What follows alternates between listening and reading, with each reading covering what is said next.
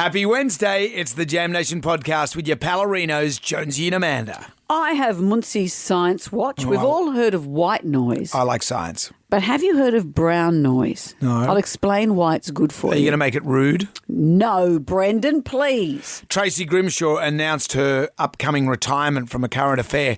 There's many people, sharks, circling for Tracy's job. We'll go through those hopefuls. Tribal Drama's bidding for best feeling in the world. I experienced something yesterday that made me think, this is surely the best feeling in the world. We go down to the Jonesy and Amanda Ups for the pub test. Today, fingerprinting school students. Does that pass the pub test? And would you put your toilet seat in the dishwasher? Someone does, and it's weird. Enjoy our podcast. Everybody online.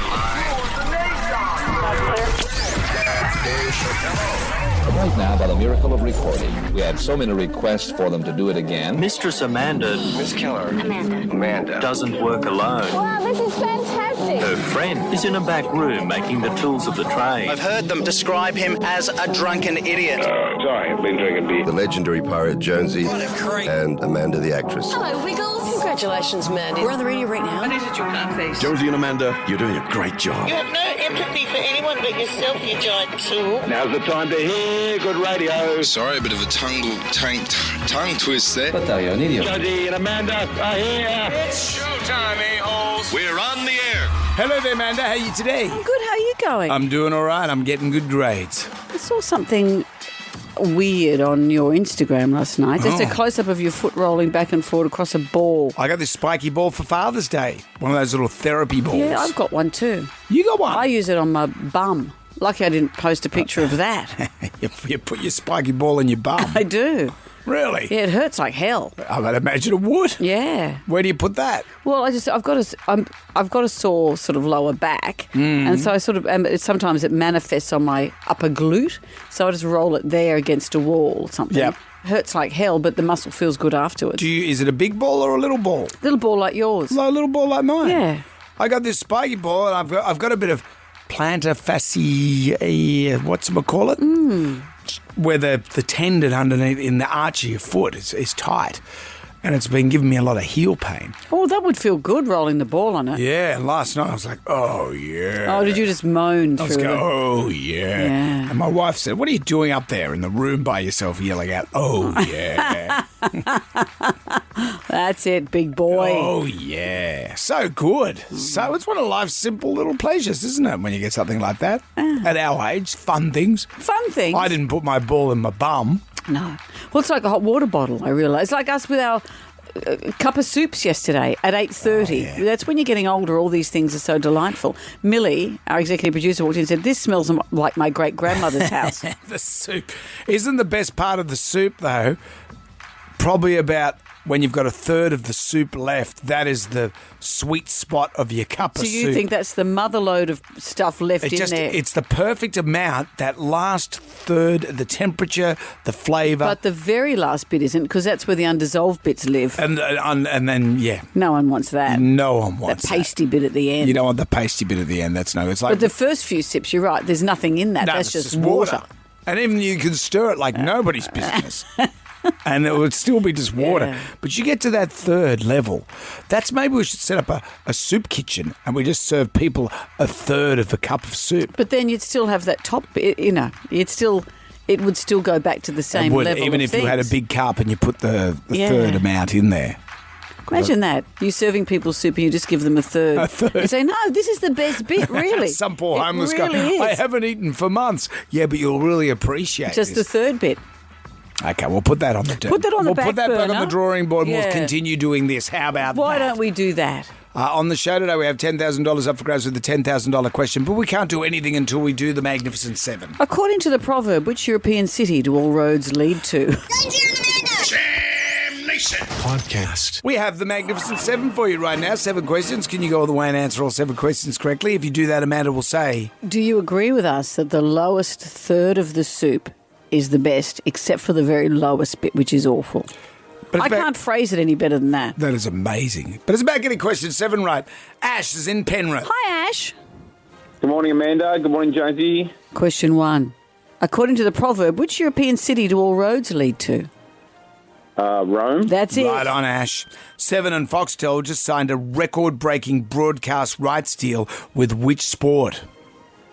AFL. Yeah. I'll read this sentence to you, Ash. A senior media industry source confirmed that the deal would run for 7 years and was a significant increase on the previous deal, which was worth $946 million over 2 years. So what's the maths on that? I can't do it, but it's a lot of Who's money to gonna pay buy for the that? AFL. That's a lot of money. Well, they'd obviously only paid if they think that many people are going to watch it. Sheeps. It was $4.6 billion. 4.6 billion. Who's got the money to I pay do, for but that? not everyone does. 4.6 billion. Which brings us to question 3, Ash. Riffraff. Any old riff-raff backstage? Oh, riff-raff everywhere. Got you, I understand. Got to keep out the riff-raff. What song is this riff from?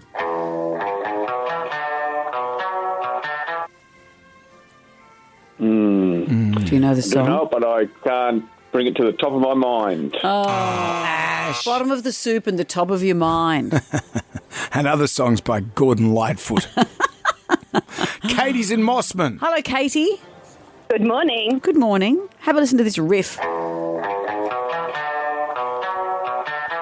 What's the song?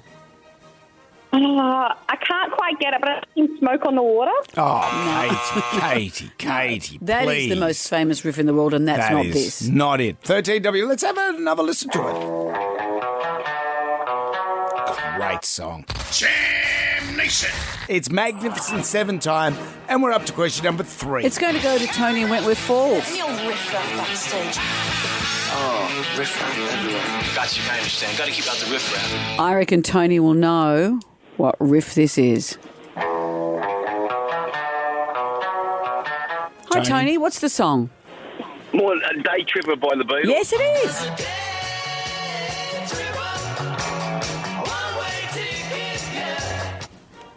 Wish we could play that. Oh, well, you got to play it a lot at this station, I'll tell you. I'll tell you. Not when we were here. Not in our time, but in the olden days, they used to play it every quarter hour. It's a nice little Easter egg. Or any time of year. Well, just put it on every now and then. All right. Question 4. Which of these films has the worst rating on IMDb? You ready? A. Cats, the 2019 film. B. Santa Claus Conquers the Martians. C. The Flintstones in Viva Rock Vegas. Great movie. Which got the worst say rating? B. No, Santa Claus Conquers the Martians. That got 3.5 out of 10. And that's still not the worst.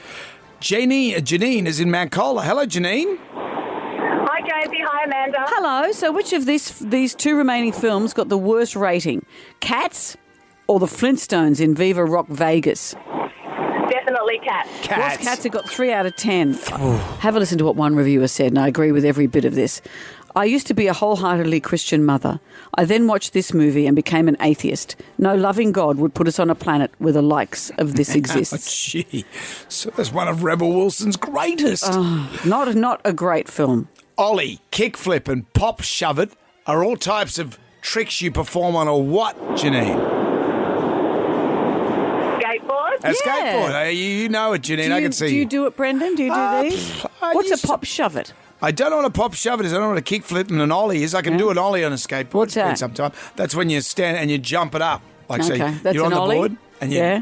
you know when Why you is sit. it called an ollie? I don't know. You'll have to ask Mr. Skateboard. Oh, Will. When- He's coming in later. Next time you see him, when Tony Hawk comes on the show, we'll ask him. Look, a grown man on a skateboard. Don't bother me. I love that Tony Hawk is the same age as me. That's so cool. And he's still riding a skateboard. And He should be embarrassed. And making a squillion billion dollars. Question 6 for you, Janine. The term glamping refers to what? Posh camping. Yeah. Exactly. Glamorous camping. Question 7. Which former AFL player has been stood down from his radio and TV commitments due to a white powder incident? It was Wayne Carey. Yeah. He said, I feel for him, but then I think, what an idiot.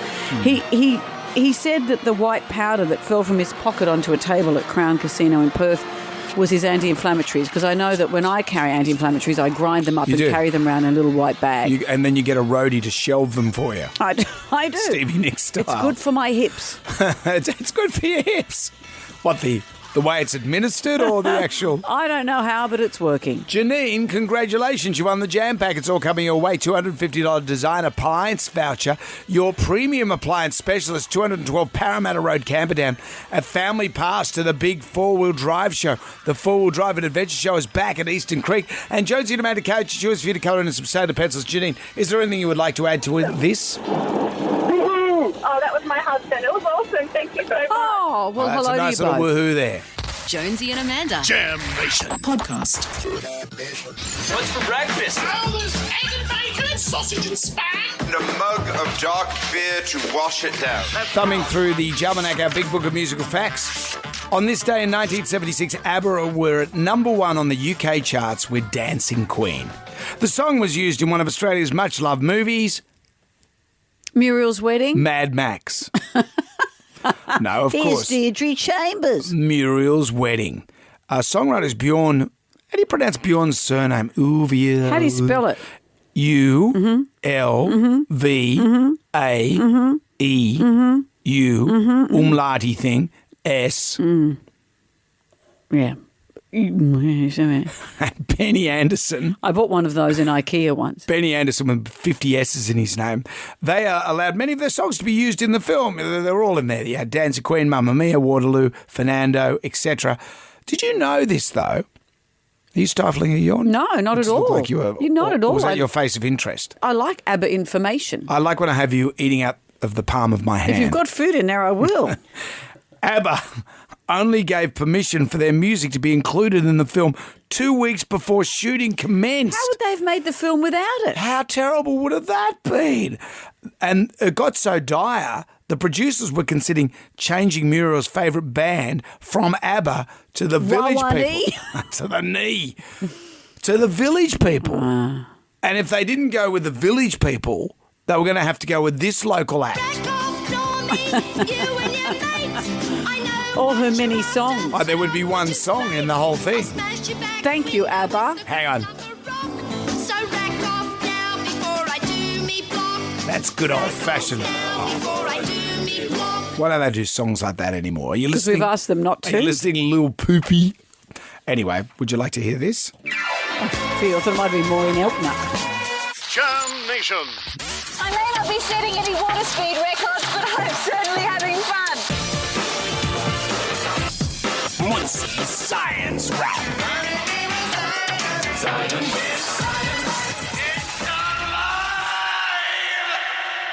This is where you come when you need science information. I didn't spend 6 years on Australia's leading science and technology show for nothing. Yeah, but it's interesting. You're on that show, but you didn't see the cloud coming. I'm not a clairvoyant. You didn't see, there's basic stuff. Though. No, So well, that- you didn't see. Scientists didn't see it coming. Sure. It wasn't a show about clairvoyancy. I'm not. I wasn't purporting to be a scientist. I was just saying. Neither was I, Brendan. When I used to watch you on that Neither show, was I. Actually, that was I'd the see point. you riding a wacky push bike on the water, going, "In the future, this is how we'll all travel." But you didn't. We didn't see the mobile phone, did we? No, we didn't. Well, we did. Well, you guys didn't. We did, but they were in giant suitcases. Yeah, Their but technology you didn't shift see. came very quickly. Yeah. But we weren't. We just reported on the science at the time. Don't shoot the messenger. Well, it sounds This like is you what are. people in the street say to me when they come up to me. No, Next I time think you see that's Amanda, you. tell her. Okay. There's what people say. All right. Well, I'm going to give you some science information, and you can put it where the sun chooses to go. We've all heard of white noise. This is white noise. This is the noise that you use to mask background noise or disturbing noises. So it sounds a bit like an air conditioner, a humming refrigerator, and it's supposed to block out the sounds around you. Not very restful, though, is it? Have another listen.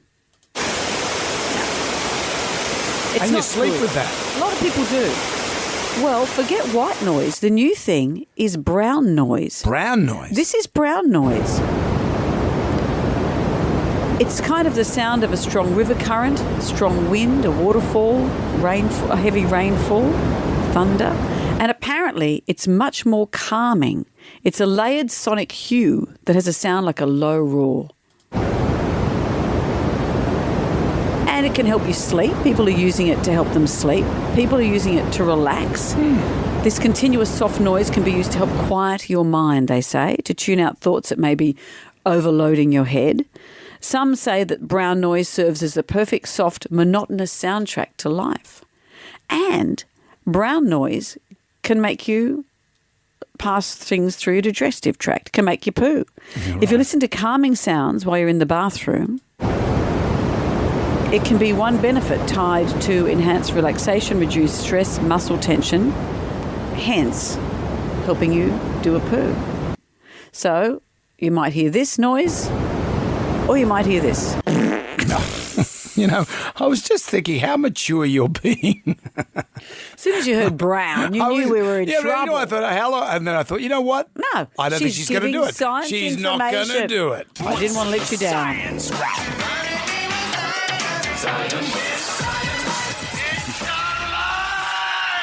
The fact that you didn't play a sound effect worries me. Like we've got Hurry an ad up, I've break. got to go somewhere. Jonesy and Amanda. Jam Nation. Podcast. So Tracy Grimshaw has announced she will be finishing up on A Current Affair in November. And the papers are full of stories and speculation about who they think might take her place. Yeah. Should we run through some of the list? Well, you want to hear my speculation? I think Carl. Carl's got to be the man. Why? Stefanovic. Why does it have to be a man? I just think it's time. It's time to have Carl. It's time to put men on TV. It's been some time. Oh, Men haven't been on TV for ages. Absolutely. What we need is more white, middle-aged men on TV. Yeah, they're being left behind. Because then I'd get a go. I think Carl is good because I'll tell you why. Of course, he's Carl, number one. Number two, he's got a little baby, so that's the witching hour at home. So that's the time to be away, is around dinner time because the kids go crazy around that time. What about mornings, though? Mornings are hard for babies. Do you think witching hour in the evening is harder than early morning rush with a baby? I've done those hours before, and it's all, you know. It's tricky. Any time of the day is tricky for a child. So away from Carl, what else? Well, here's who's been mooted. Layla McKinnon seems like a front runner because she fills in when Tracy's on leave. I love Layla, but she's in great. Byron. That's the thing. She has a very nice life in Byron. I don't know if she'd want to come down to Sydney to do that. Sylvia Jeffries, she's great Love too. Sylvia. Would she be up for that? Samantha Armitage's name. Ooh, They're saying Sam. she'd be a good get to lure away from Channel 7 is what they're saying. That could be a big coup. Deborah Knight, but Deb's on afternoon radio and killing it there. Deb is fantastic. She is. She's extremely versatile. Amazing. She is. What about Lisa Wilkinson? I haven't read her name here. She hasn't even been mooted. Well, I don't know. I don't know. Is she still feuding with Nine? I don't know. Is the old management gone from the time of the Troubles? I'm not sure. I don't know the political situation there. Lee Sales' name's been thrown into the mix. Lee's not going to go back. I don't think so. No, she left. She's done that. She left a great gig on the ABC because she didn't want to do the nightly thing again. Could be those big commercial TV dollars, though. No, I don't think so. So interesting. They're the people who are being mooted in the press. You know who else? Just an audition tape's come across my desk from this lady. I don't know if you've ever heard of this lady, I think. Hello, I'm Amanda Keller, star of television and instructional video. Firstly, congratulations on purchasing the Simply Smarter Nokia 2110E mobile phone. By doing so, you've joined an elite group of mobile phone users that include such well-known personalities as, well, me. That's how I'd interview the Prime Minister. Have you heard of a Nokia phone, Prime Minister? I want to see her chasing down the serial pervert past a con man. You could play that role. Actually, you know... That's who I think. That's who I think should get the job. You know who I think probably won't get the job? Who? This guy. A bit of reggae mun, the late Bob Marley and the Wailers with One Love. He died a few years back, actually, with lung cancer from smoking excessive amounts of dope. What a way to go. What a way. With lung cancer. What a way to go. I remember my dad died of lung cancer. He was just loving it. What a way to go. Oh, this is great, Brent. I'm loving it. Anyway. I don't think you and I are in the running. I think you and I should do it together. Oh, sure. You could play the serial con man pervert. I'm just in it for the voiceover. It would be so good. Jam Nation. There's a couple of questions that I have to ask you. I don't answer questions. Just answer the question, okay? What's in it for me? $10,000 reward.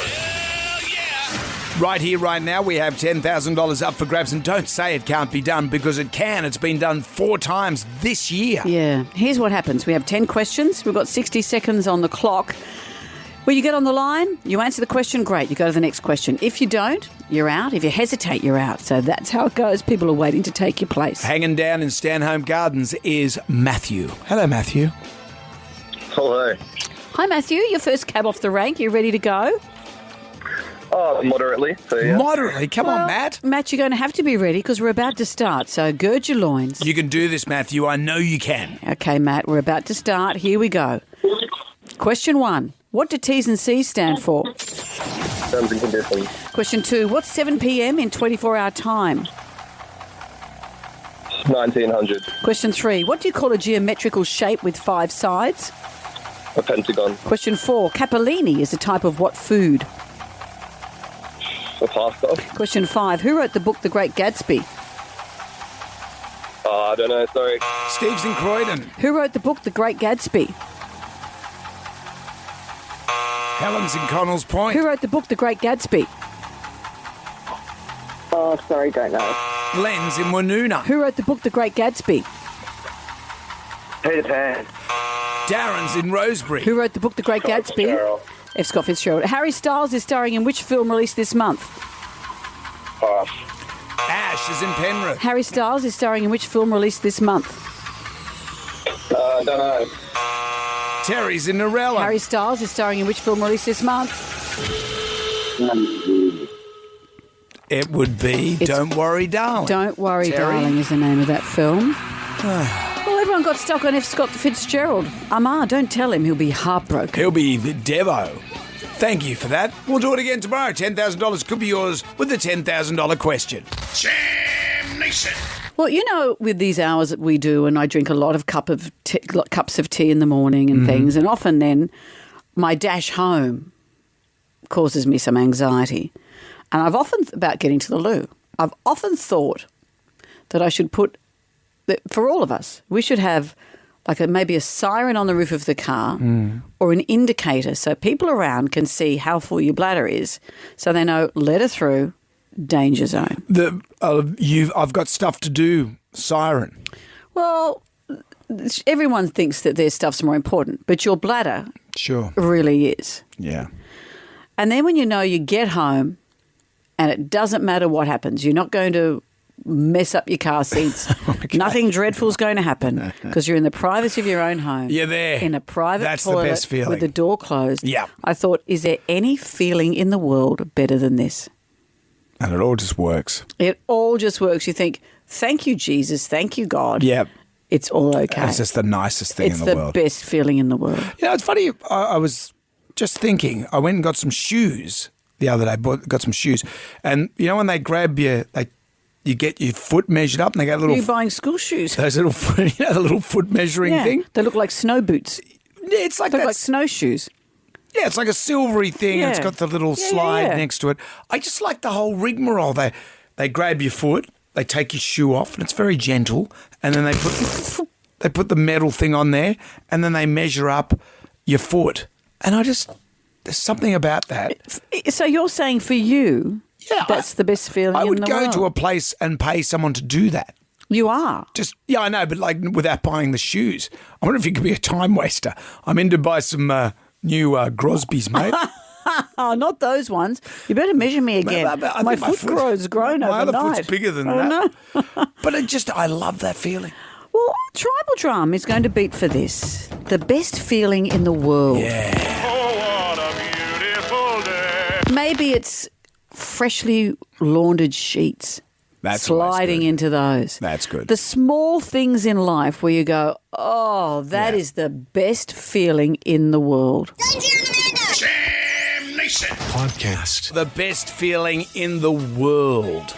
It's getting home. You've got to do a number 2, and you get home, and there's no one in the way. You're straight in there. Door closed. Door closed. Everything's happening. Everything's happening. It's all okay. But it doesn't matter. It's all okay. Yeah. But, you know, sometimes you get caught short and you will go. I remember being in the bad part of LA and getting caught, in that really bad part of LA. You know, it's around Anaheim there, but you walk off the track because I was looking for a, facility. Right. And it's like I'd crossed the border into Mexico. and the toilet was worse than the toilet that was in Trainspotting. Oh, no. And even that, it was okay because I was there. Because I'm a girl. And that's I'm a not foot okay. on the door. No. And I'm here, hey, gringo, what are you doing in there? That's not okay. That's not okay. For me, to be okay means I'm in my own home with the door closed, and that's the only way it's okay. Like one of those ads, like a Norska commercial. You're doing it in a stream. Riding a horse and saying, just a minute, I'll be back, Flicker. I've just got to deal with Nordic something. people walk past you. No, I'm in my own home. Of course. Anyway. With Tribal Drum is beating for best feeling in the world. Oh, what a beautiful day. Brad has joined us. Hello, Brad. Hey, guys, how are you? Very well. What is it for you? Well, when I buy a new pair of shoes, that's not the it is a new pair of socks to go with my new pair of shoes. It's the piece de resistance. Yeah, new it's socks. Absolute bliss. Can I tell you that the other side of that is the worst feeling in the world is when you wear the socks that go down under your heel while you're wearing them. You know when toe socks. Oh, those ones that come off your heel and go under. Those little those socks. are the little ones that Chris Brown wears. Oh, but that's the worst feeling in the world. Or when you leave that little plastic thing that keep the socks together and you forget to take the little plastic thing out. You can't wear them. No, you take you break. Yeah, is that a good feeling or a but bad you leave feeling? the little stick in there. You forget that, and then you have this little thing. But we have to talk good. We're talking best feeling in the world. Thank you, Brad. Anna's joined us. Hello, Anna. What's your best feeling?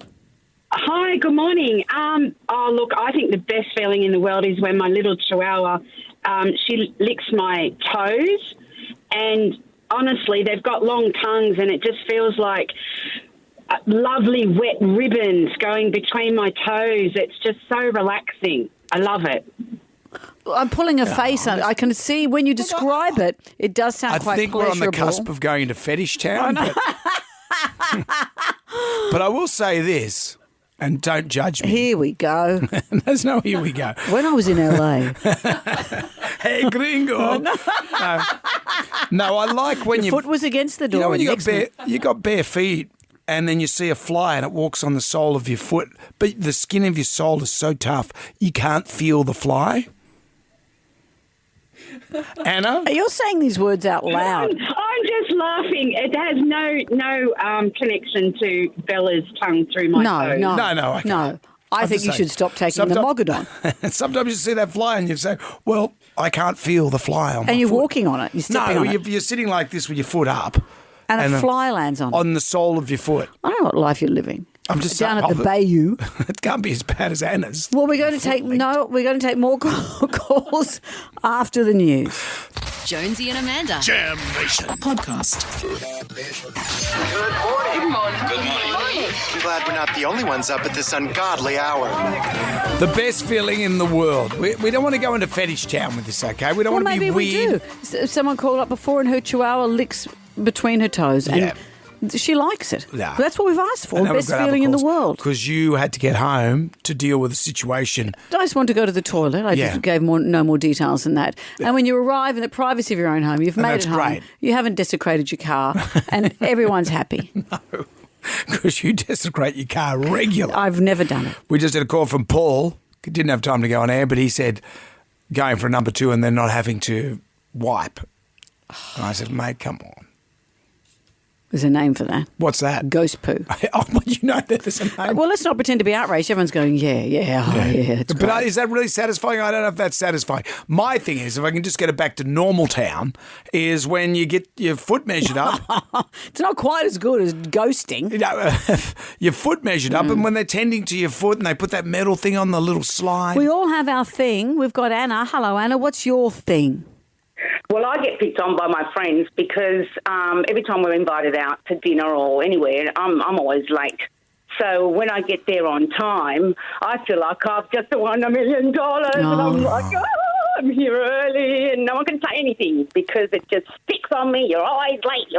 So for me, that is the best feeling in the world. Yeah, I know a way that you can replicate it every time. Maybe just be on time every time. What are you, Anna's friends now? I don't want to lecture you, Anna, but you can always feel like that if you want to. And your friends would get satisfaction out of that because they get there and you're there. Well, I just find it hard for some reason. No, fair enough. Yeah. Strange, But isn't it? maybe her friends like Anna being late because it gives them something to gang up against. What about when plans get cancelled and you didn't want to go in the first place? That's pretty cool. That's what I just said before. Yeah.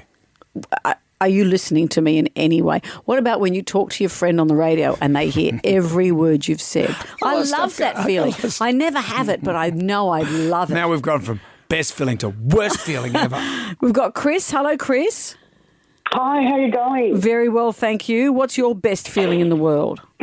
I know you've already had something about feet, but my best feeling in the world is when you've been on your feet all day and you come home and you take your shoes off and you just stand on that cold floor and it just feels amazing. Yeah. Your feet are burning, you know, and then you put your feet onto the cold floor and it's, Yeah. I think we're all groaning along Love with that. you. There's a lot of stuff at feet. It's like Bruce Willis in Die Hard. He ran on the glass. Well, because the guy on the plane said, and when you get to the hotel room, scrunch your feet up on the carpet.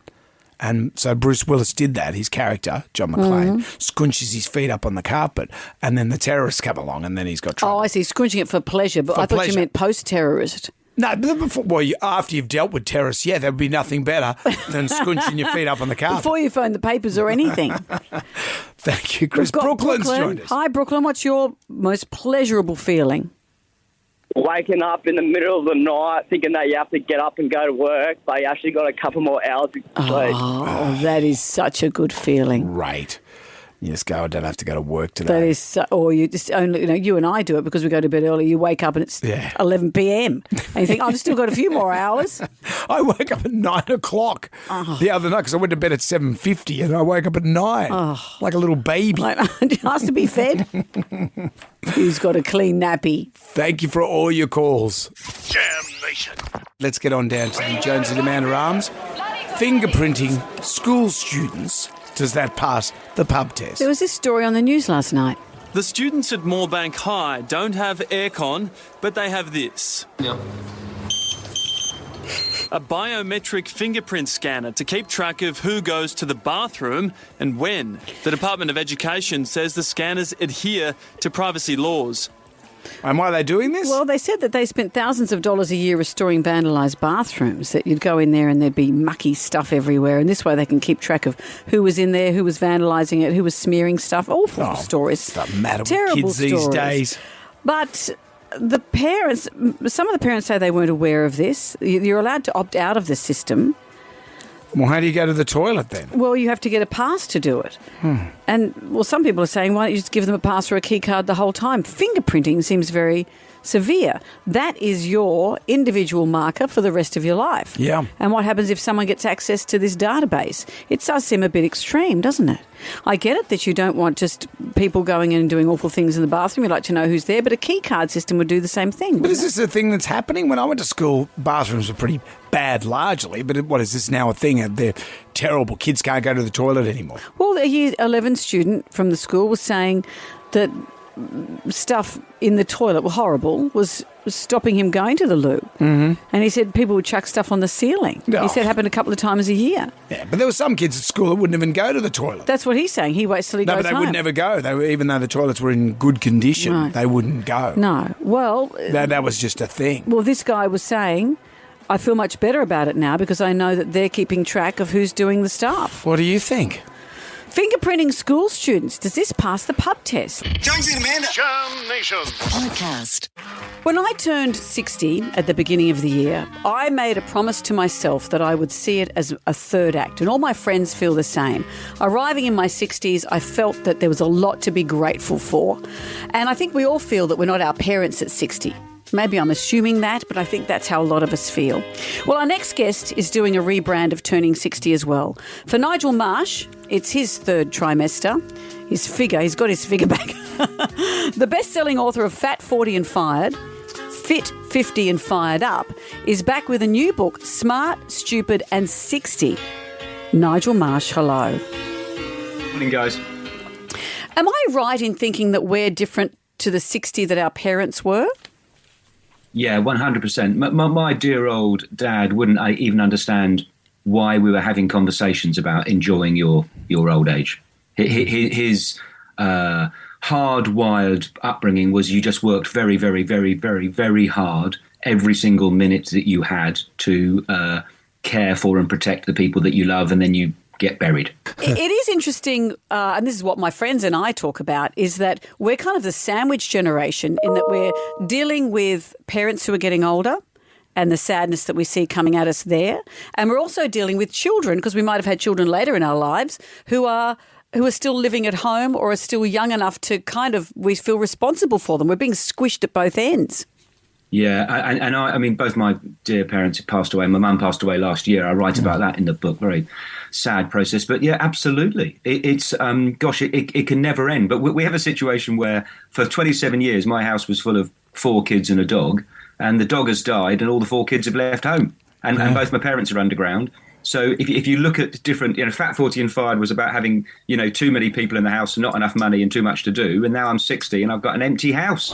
Where's hard. The noise? It's hard, isn't it? It really is hard. I lost my mum about 15 or probably 17 years ago. And then when my sons left home to go and study like I did, I just missed Mum because I wanted to say to her, how did you let me go? How could you be so gracious? Because I found it so hard.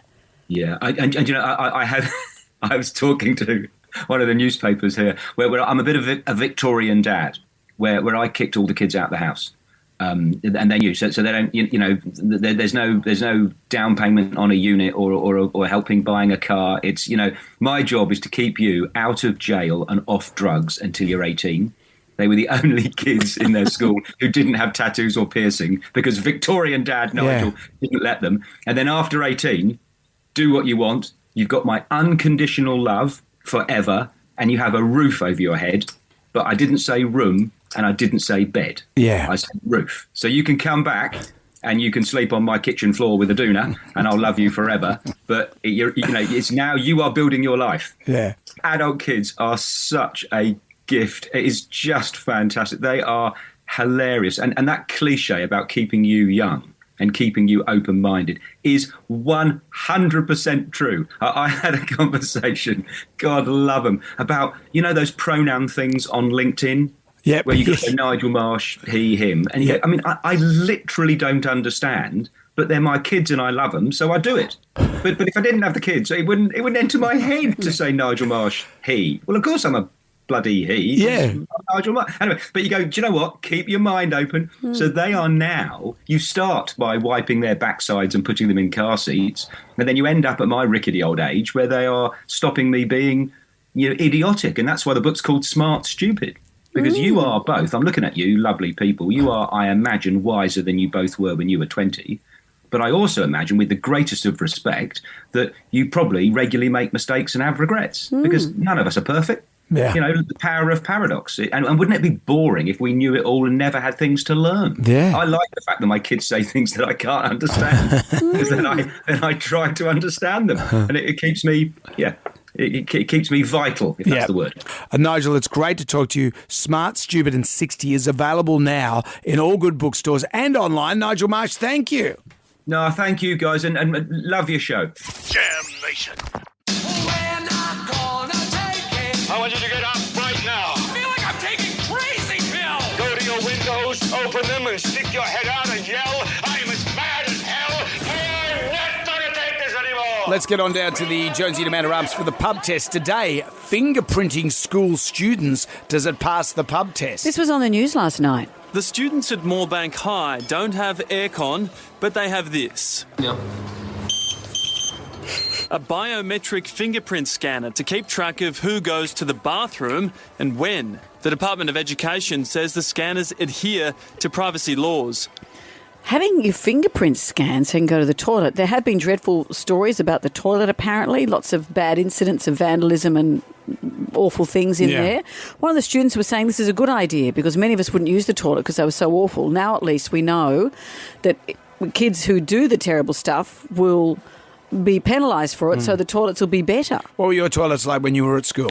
Oh, the usual. We used to sit in there and eat our lunch, and the teacher said, this is disgusting. We thought, what's she talking about? And, of course, now you look back and go, oh, that's disgusting. Our toilets were dreadful. You couldn't even go. And I went to a boarding school, so there was a lot of holding on for 2 years. So they were so bad. Weren't they just? But it's not just about the toilets. I mean, having your fingerprints scanned, this is also to see if kids are going to be vaping in there. But surely a key card or something would be just as effective. Taking your biometrics, that's a lifelong identification. Where might this information end up? So what do you think? Fingerprinting school students, does it pass the pub test? Yeah, probably a good idea to cut down the cost of wasting money on vandalism. No, I don't think so. I think that's an invasion of civil liberties and poor kids. Look, I understand that there's issues and stuff, but we need to work on helping people, not criminalising people. No fingerprints. Let's do more counselling. Let's get psychologists and stuff. Stop being so mean to kids. Stop being so mean to kids. I think a bit more meanness to kids. If a kid's throwing toilet matter on the roof, Needs a boot up the bum. I don't know if a psychologist is required. Kids know that that's not good. Yeah. Or do they? Jam Nation. You know what's annoying? A lot of things are annoying. I'll go to bed. I say to Harley, I'm off to bed. I'm just going to read for a while. And for the next hour and a half, I'm just watching reels, TikTok reels. Yeah, TikTok. TikTok. I don't know. I watch dog rescues. Yep. Dogs are on the side of the road and suddenly they're in loving families. Yep. I watch people make salads. The salad TikTok. I'm watching welding. Welding? Just welding. Because I did a bit of welding as a job and I never mastered it. So I I've just just watched seen Scott Morrison weld. Yeah, I was better than him. But there's nothing more satisfying if you're welding, and welders will get this, when you get a perfect bead going. It's a perfect, you've got a good arc, and the molten metal is just a river of molten, and it just goes, and it's a perfect bead, and it's not a bird poo weld. It's beautiful. It's just nice. Well, I've suddenly then got onto this theme of, it's really sad, of this poem or someone saying, this is really hard, but and you're watching their dog pass away, saying, I've got to get used to the fact that I'll have to remember you longer than I've known you. Really sad. And people use that and put pictures of themselves, film themselves crying as their dogs are being put down. Yeah. And it must be because I've watched a few that the algorithm thinks she likes that. And so suddenly that's what I'm getting. Now you just got dogs passing away. But I do like the hacks. How to get stones out of stone fruit was one I saw recently. Yes, I saw that one. And then I saw one that didn't seem so palatable. Disconnect here that you can remove the toilet seat, clean it underneath, and throw the whole toilet seat in the dishwasher. So that's what we doing now. All right. I ain't coming over to your house for Thanksgiving if it's going to be like that. So this is what happened. The person takes the toilet seat off and they show you how. Yeah. And then they put it in the dishwasher with other plates and things. Yeah, you got to do a separate load at least. No, even then, once the E. coli is spinning around, I'm going to have to put a flamethrower into that dishwasher. Yeah, no. No, you wouldn't do that. Tell me you would not put your toilet seat in your dishwasher. Why would you? Don't bother. You just get your wife to clean it. Hey.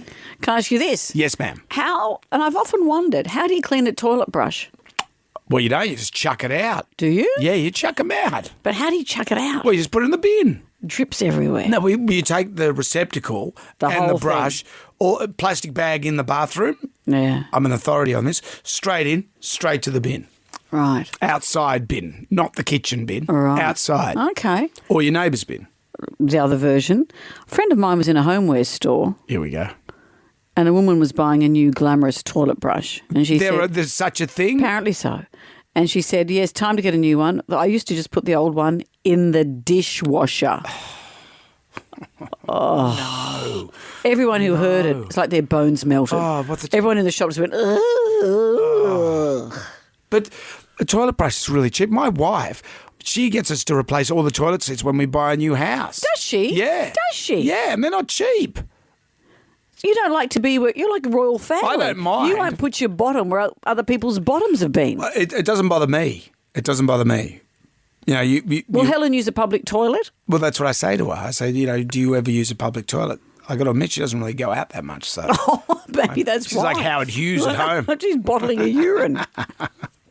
And the fingernails. Well, we've all learnt something. We've all learned something. How to get a good weld going. Jonesy and Amanda. Jam Nation. Podcast. Excuse me, my eyes started to glaze over because you were talking about this movie, Last Good Night, and it was interrupting my... No, it's called Don't Worry, Darling. See, I don't care. But it was that movie came up and I was watching TikTok feeds about welding.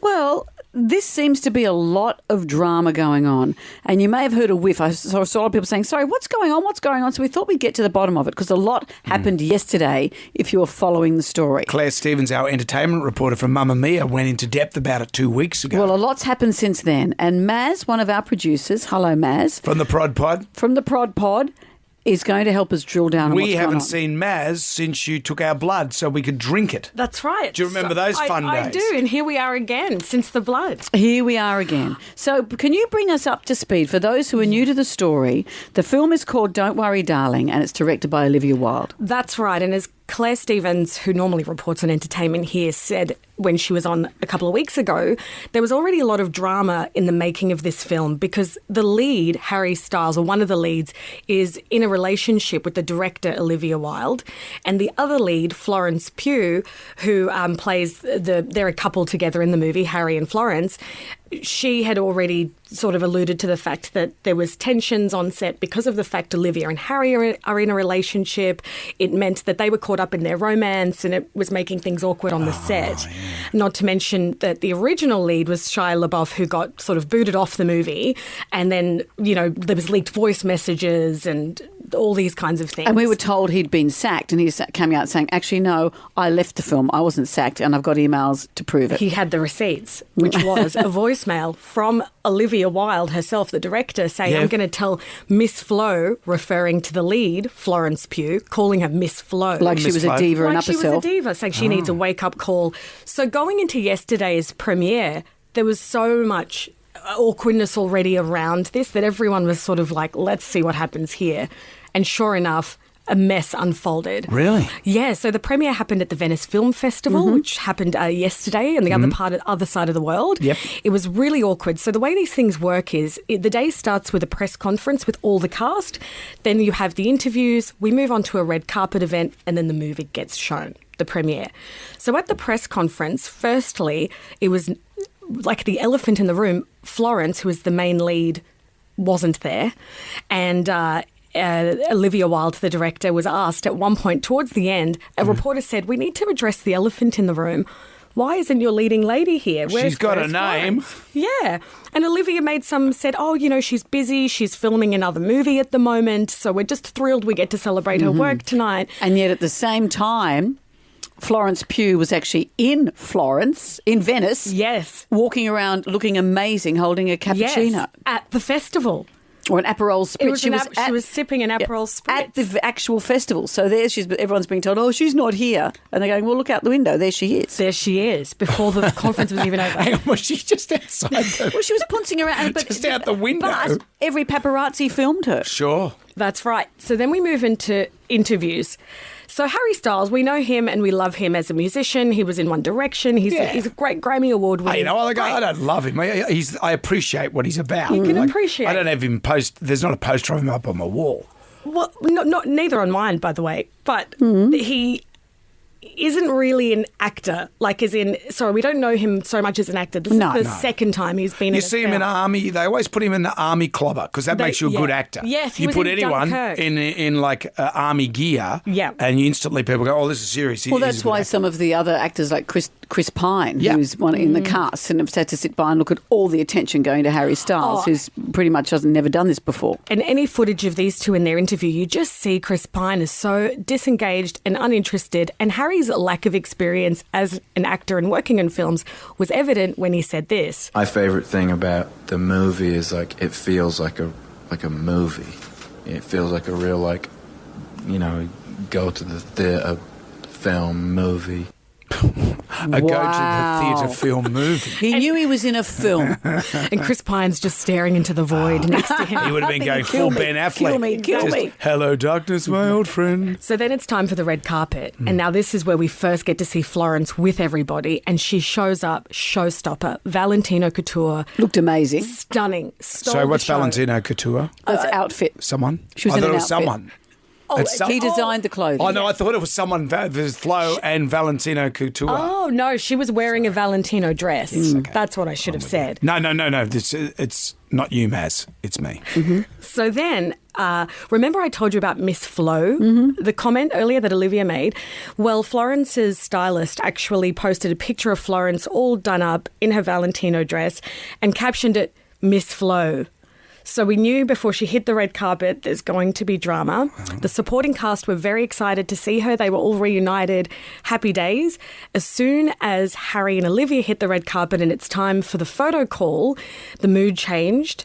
And there's footage of a handler desperately trying to get Harry to stand next to them, and no one wanted to stand next to each other, and it was really awkward between specifically Olivia, Harry and Flo. And the weirdest thing that I thought from this is Harry and Flo are the two leading the leading lady and leading man of this film. Not one photo together, not one interview together. The entire festival or premiere. And then something weird happened. What's the story about the spitting? Okay, so we move into the premiere. They're all about to take their seats to now watch the movie, and Harry goes to sit down next to Chris Pine. Chris Pine looks at Harry and all of a sudden looks down at his own lap and shakes his head and just goes, oh, and like laughs. And what people are saying, they've done a deep dive, there's a lot of footage of this moment online, is that Harry has spat onto Chris Pine's lap, and that's why Chris Pine's reacted the way he has. But I've looked at the footage. I couldn't see it. Could you? I couldn't see it. I even looked at a slow motion version. I think sometimes we're looking for things that maybe aren't there, but we think they're there. Did Harry take in a chalk top? Maybe he took in a chalk top. Some people are also saying maybe it could have been just an in-joke between the two of them. But some people could say Chris might have just seen Harry walk in and gone, ugh, here he comes. Maybe Harry dropped his chewy in his lap. Well, That's right. With a blistering review like that, I want to see that movie. My favourite thing about the movie is it feels like a movie. It feels like a real go to the theatre film movie. Well, do you want to know what the reviewers have said? Mixed reviews. Maz, this has been great. Maz, thank you so very much. I'll get back to my welding TikTok. Jonesy and Amanda. Jam Nation Podcast. Look, this is a bit weird. Kate Moss has been talking to Vogue magazine about some of her most iconic looks in the last 30 years. That's not the weirdest part. There was a photo of a beautiful white gown she wore to a fashion award in 1995. She said, "This is John Galliano dress and I've lost it. If anyone out there has it, please return it to me. It's my favourite dress," she said. How did she lose it? Well, you know how these things happen. Move house, glamorous dresses, maybe someone borrows it, maybe something happened, who knows. Then she turned her attention to her jewellery. She said, "That diamond necklace Johnny gave me, and they were the first diamonds I ever owned." That's Johnny Depp. Remember, they were a couple? That's right. And they were the first diamonds she'd ever owned, were bought for her by Johnny. And you think, what a romantic story. Nice. But do you want to hear how he gave them to her?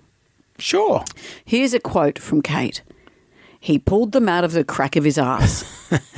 Like a magician. He said, "We were going out to dinner and he said, 'I've got something in my bum. Can you have a look?' And I was like, 'What?' And I put my hand down his trousers and I pulled out a diamond necklace, that beautiful diamond necklace." What, there wasn't a gold mark just around the corner? And you know what? Tell you what, if she'd pulled out some blood diamonds, it's time for him to see a doctor. Johnny. Would you like a ring? No, thanks. Oh, no, thanks. No, that's fine. That's it's fine. all right, Johnny, that's fine. Wow. Jam Nation. Everybody shout. Come on now, sing out. It's time for the Ghoulies get together. Our favourite Ghoulie of the year will win $20,000 cash and a year's supply of chocolate from Darryl Lee. You can call our Ghoulies hotline anytime, 906 17984. What have we got? With Coles, Woolworths and most retailers looking for staff, I can't understand why my son was recently terminated from his local Woolworths store. Decision came from head office, decided that because he had some time off at the very beginning of his probation period, didn't realise that he'd just come through 2 years of COVID, had just started uni, had just started a job, and couldn't deal with it, and had some time off. They're screaming for people, but his nameless, faceless person just took his job away from him. That seems harsh. Give them another go. Well, welcome to the party, pal. What do you mean? Well, it's life. When you're on probation, you can't take time off. That's what happens. Tomorrow is Are You OK Day. Yeah. So this kid obviously, and I know I've got a son the same age, who's had 2 years of COVID. He's just started uni, starting a job. There's a lot of stuff going on. I think give everyone a break. Of course. Dust yourself off, though, mate. You can do it. You can get back. You can do this. What else have we got? What gets my ghoulies is when you go into those tiling and bathroom stores, kitchen showroom, and I'm going with my hubby, and I'm the one being totally ignored by the sales reps as if I don't exist. Well, they discuss it all with my hubby. Hey, salesperson, don't ignore me. I'm going to have a bath and clean that bathroom. I'm going to live with the carpet and the floor covering, and I am definitely doing almost all the cooking in that kitchen too. Got it off my chest. Thanks. I hope you said it to them as well. Yeah, no, their husband would have got that. No, well, that's the problem is we whinge afterwards. We should say it to that salesperson. It's like you. Grow up. It's like you with me. You'll always just come with the complaints to me. And I try to solve them for you. They're not always complaints. Sometimes they're just, I'm feeling like this today. And you say, well, let's do this. Why don't you do it? No, I just want to tell you how I'm feeling. Okay. Are you good? I'm all good. You look good. Here we go. What do you mean, here we go? False-placating. That's not false-placating. Out with the bad, in with the good. If you dipped out, doesn't matter. You can always call our hotline number 90617984 for Gets My Ghoulies. Jam Nation. Our favourite caller email, a Facebook friend, wins a double pass to the Red Hot Summer Tour. Paul Kelly, Bernard Fanning, Missy Higgins, they're all going to be there. This is Sunday, March 26th at Bella Vista Farm. You can get tickets from Ticketmaster. You also get that Jonesy and Amanda tea towel and fridge magnet with our dolly heads. Today, I was talking about how great the feeling is when you're desperate to go to the loo and you make it home and you're in the comfort of your own bathroom. And there you go, into the loo. You've got your form guide under your arm. That's not me, but just maybe it's a female thing.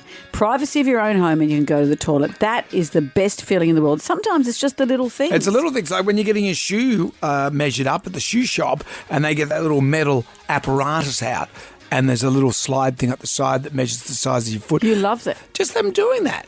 The tribal drum was beating for the best feeling in the world. Oh, what a beautiful day. Anna from Shelby had an interesting one. Oh, look, I think the best feeling in the world is when my little chihuahua, she licks my toes, and honestly, they've got long tongues, and it just feels like lovely wet ribbons going between my toes. It's just so relaxing. I love it. I think we're on the border of fetish town there. Righto, you two. That's enough. Well, when you're way out of winter with Ugly Phil, he puts you on the standby list for a trip to Thailand this week. We'll be back from 6 tonight for Jam Nation. We'll see you then. Good day to you. Well, thank God that's over. Goodbye. Goodbye. Wipe the tears, baby, tears from your eyes. Catch Jonesy and Amanda's podcast on the iHeartRadio app or wherever you get your podcasts.